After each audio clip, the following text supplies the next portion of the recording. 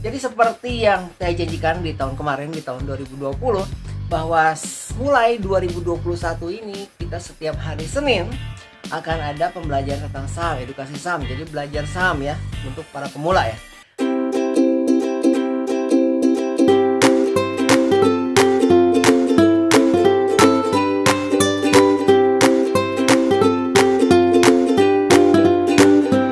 Halo guys, balik lagi di Tia Channel bersama saya Tia. Di channel ini di tahun 2021 ya. Jadi tidak terasa sudah 1 tahun kita tidak bertemu ya.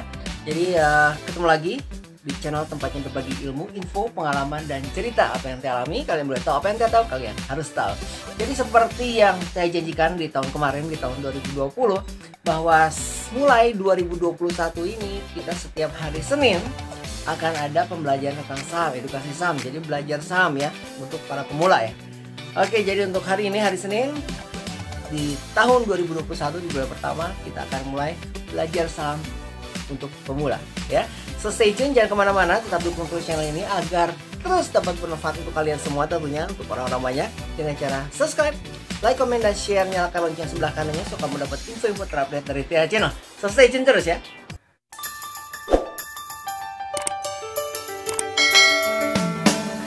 Oke, jadi ini adalah minggu pertama dalam episode belajar saham untuk pemula ya.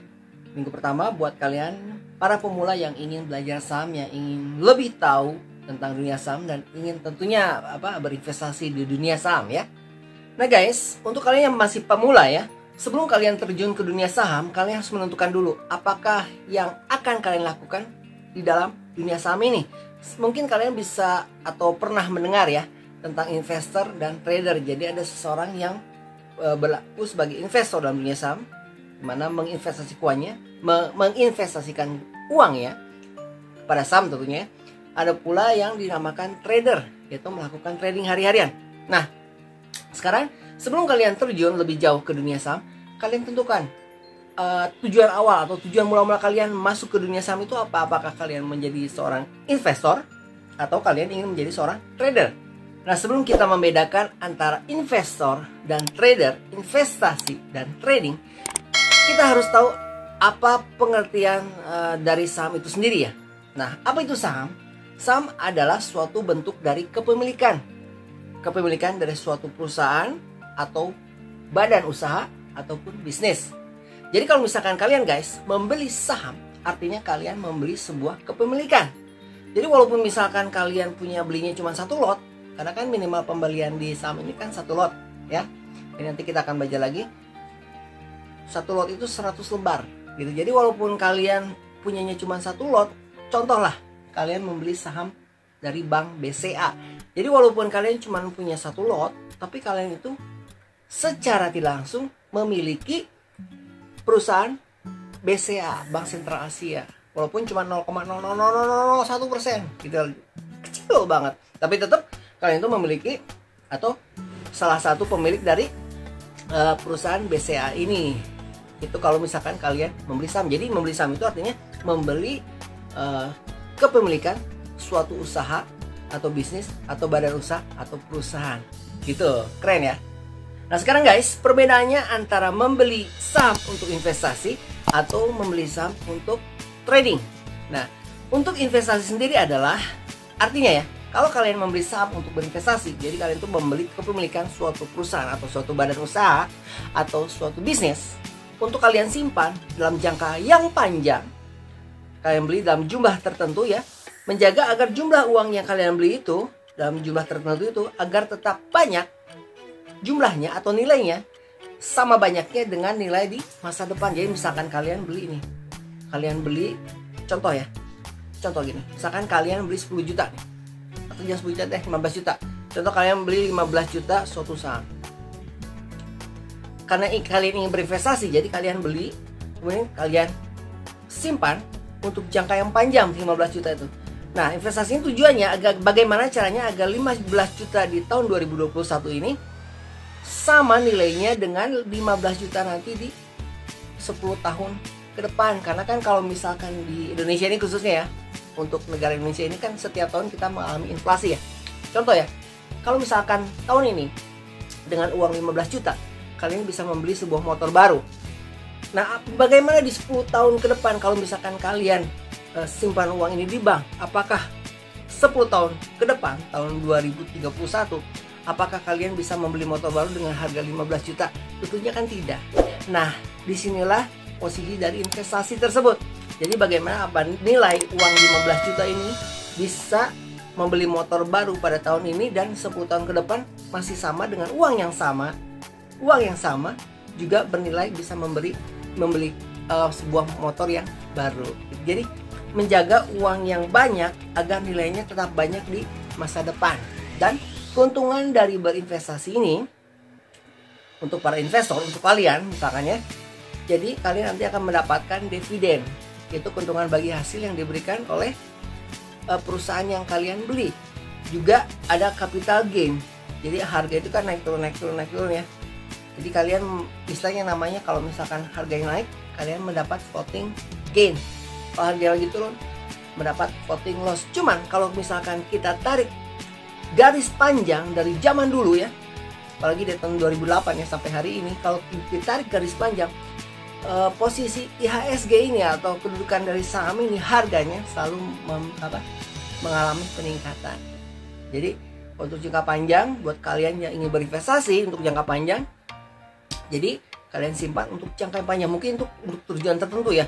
Apa itu buat dana kuliah anak-anak kalau misalkan anaknya masih bayi atau masih kecil, apa itu untuk biaya menikah buat yang belum menikah gitu ya. Apa itu untuk membeli rumah, apakah itu untuk dana pensiun nanti gitu ya. Jadi berinvestasi, ingat ya, kalau misalkan kalian menentukan masuk ke dunia saham untuk berinvestasi, itu artinya untuk jangka yang panjang gitu ya. Itu sebagai seorang investor. Sedangkan untuk trading ya, kalau kalian membeli sebuah saham untuk trading, itu artinya kalian membeli sebuah kepemilikan dari sebuah perusahaan atau bisnis atau badan usaha untuk diperjualbelikan untuk memperoleh selisih harga dari jual beli tersebutnya atau mendapatkan capital gain gitu ya. Jadi di sini kalian membeli sebuah kepemilikan tapi untuk dijual belikan untuk memiliki keuntungan, untuk dengan tujuan mendapatkan keuntungan selisih harga antara jual dan beli gitu. Kita disebut capital gain gitu ya. Nah, untuk trader ini biasanya bermacam-macam. Kadang mereka ada yang melakukan perdagangannya, jual belinya itu harian atau yang kita sebut dengan day trader, atau kita juga bisa menemukan yang mereka melakukan jual belinya itu mingguan, bulanan, atau yang kita sebut dengan swing trader, atau yang lebih lama lagi gitu ya. Jadi sampai setahun 2 tahun bahkan ya. Nah, jadi di sini sekarang guys, kalau misalkan kalian sudah tahu ya apa itu bedanya investasi dan trading, apa bedanya investor dan trader. Nah, sekarang sebelum kalian masuk ke dunia saham, kalian tentukan kalian mau jadi yang mana, mau jadi apa. Kalian mau pilih sebagai seorang investor, tentunya dalam jangka yang panjang ya misinya, ataupun menjadi seorang trader.